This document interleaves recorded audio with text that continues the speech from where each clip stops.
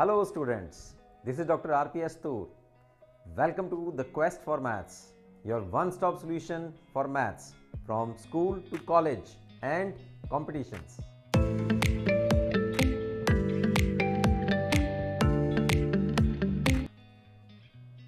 तो स्टूडेंट्स, जैसे कि आपको पता है एग्जामिनेशन चल रहे हैं और आज मैं आपको कुछ इंपॉर्टेंट टॉपिक बताता हूं जिसमें कि फाइनल एग्जामिनेशन में आपको शॉर्ट क्वेश्चंस मिलेंगे। जैसे कि इन्वर्स निकालना होता है हमें मैट्रिक्स टॉपिक में, मैट्रिक्स और डिटर्मिनेंट में, तो उसके लिए आपको माइनर और कोफैक्टर्स जो हैं वो आपको निकालने आने चाहिए। तो सबसे पहले हम लोग फटाफट से इसको एक बार रिवाइज कर लेते हैं कि माइनर कैसे निकालते हैं और कोफैक्टर कैसे निकालते हैं।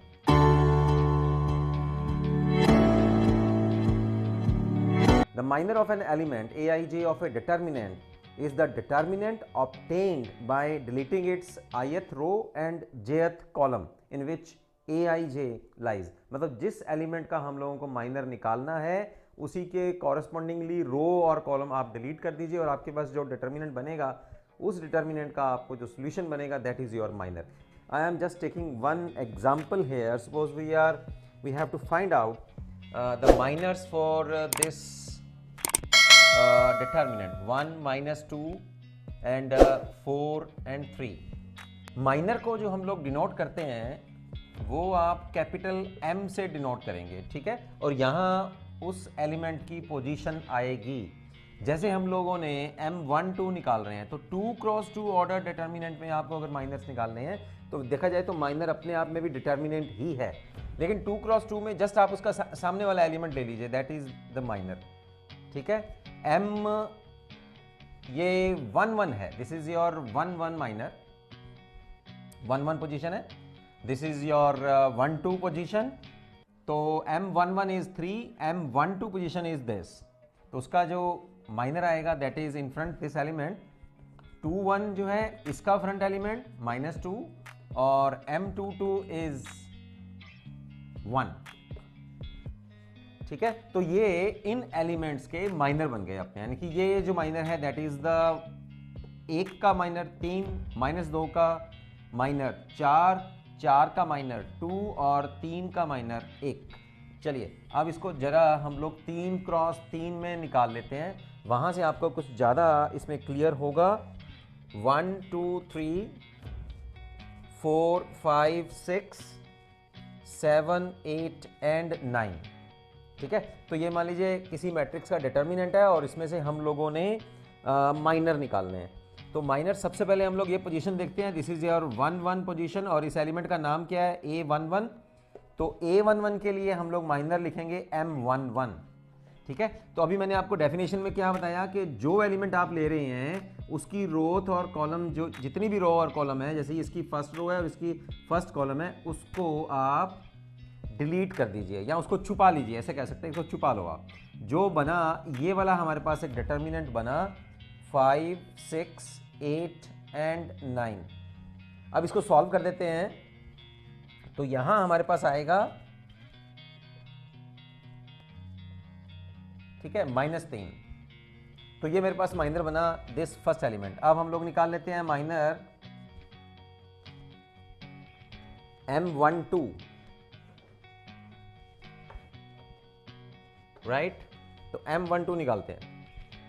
M12 के लिए आप क्या करेंगे, फर्स्ट रो को डिलीट करना है और सेकंड कॉलम को आप लोगों को डिलीट करना है। डिलीट मतलब यूं ऐसे छुपा लीजिए। तो आपके पास क्या आने वाला है डिटर्मिनेंट, 4 6 7 9, राइट। तो ये इसको हम लोग सॉल्व करते हैं।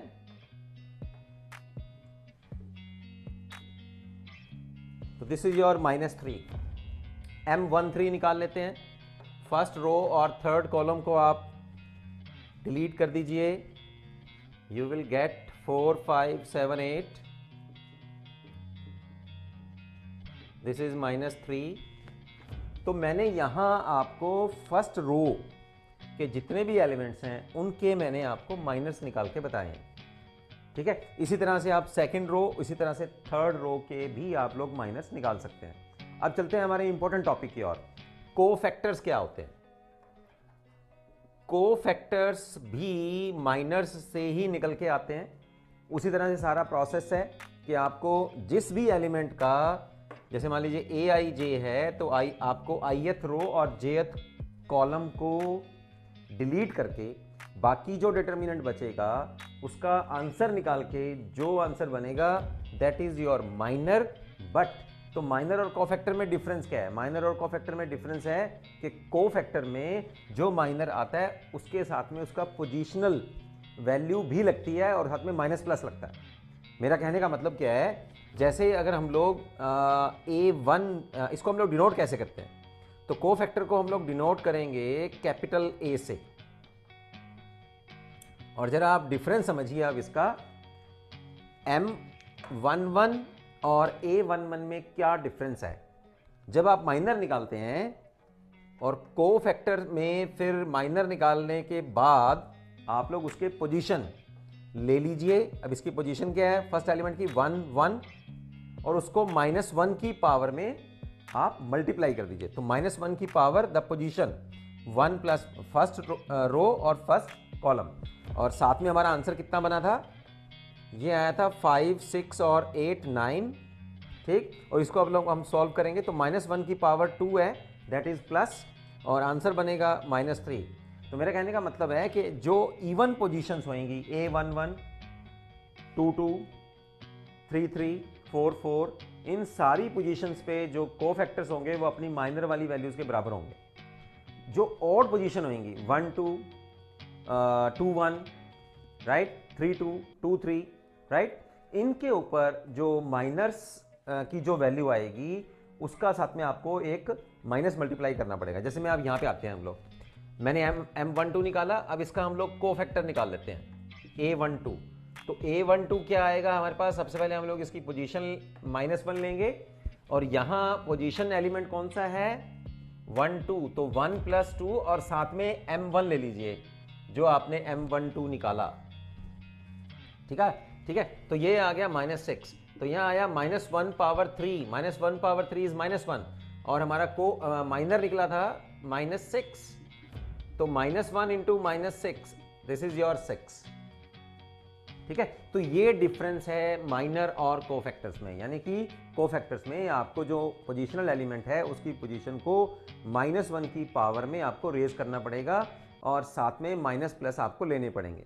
राइट, A13 निकाल लेते हैं। A13 है -1 पावर 1 + 3 और M13, तो ये तो हो गया -1 पावर इवन है, तो ये तो हुआ 1, और यहाँ जो वैल्यू आई थी -3, तो टोटल हमारे पास वैल्यू आ गई -3, यानी कि इवन पोजीशंस पे माइनर और कोफैक्टर की वैल्यू जो होती है वो इक्वल होती है। चलिए अब हम लोग A21 भी निकाल लेते हैं। A21 राइट, सेकेंड रो पे चलते हैं, इसी मैट्रिक्स को लेते हैं। तो A12 जो है दैट इज 2 + 1। अब हम लोग किसको छुपाने वाले हैं, किसको डिलीट करने वाले हैं? सेकंड रो और फर्स्ट कॉलम को हम लोगों ने यहाँ डिलीट कर देते हैं, इसको ये वाला और ये सेकंड रो हो गई। ठीक है, तो बचा क्या हमारे पास? 2 3 और 8 9। इससे एक डिटर्मिनेंट बिल्ड करते हैं हम लोग। 2 3 हम लोग ले रहे हैं 2 1 एलिमेंट राइट, और 8 9। यहाँ मेरे पास बनेगा दिस इज -1, और इस डिटर्मिनेंट को हम लोग सॉल्व कर लेते हैं। तो -6 यहां से आया, -1 बाहर है क्योंकि ऑड पोजीशन है, तो +6 आ जाएगा। A22 इवन पोजीशन है, -1 पावर 2 + 2 राइट, तो 2 2 एलिमेंट ले रहे हैं हम लोग। 1 3 डिटर्मिनेंट निकाल रहे हैं इसका, 1 3 7 9। ठीक है, 9 -21। ठीक है, तो ये आ गया -12, ये A22 आ गया हमारे पास। अब A23 भी निकाल लेते हैं likewise in the same ways. तो यहाँ हमने जैसे माइनर लिया था, इसको हम लोग अब मैं डिलीट कर रहा हूँ, जरा रब कर रहा हूँ।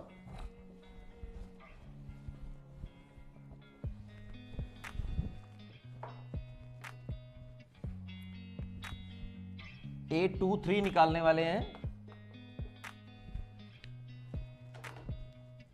A23 ठीक, तो इसकी पोजीशन क्या है हमारे पास? -1 पावर 2 + 3।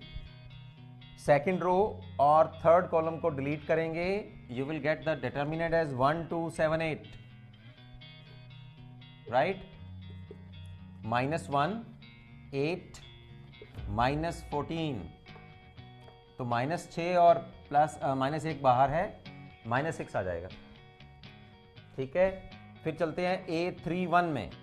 पोजीशन है E1, 3 + 1, थर्ड रो और फर्स्ट कॉलम, तो मेरे पास डिटर्मिनेंट आया 2 3 5 6, सेकेंड ऑर्डर का।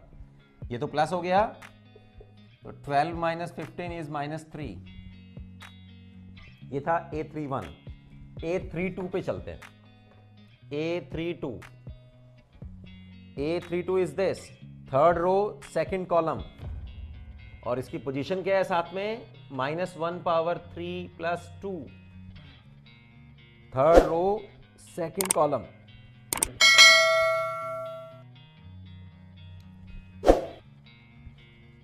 अब लेते हैं हम लोग A33, तो -1 power 3 + 3, third row third column को डिलीट करेंगे हम लोग, and you will get the determinant as 1 2 4 5। Position क्योंकि हमारे पास 3 + 3 इवन पोजीशन है, तो डिटर्मिनेंट को सॉल्व करेंगे, -3 आंसर आएगा।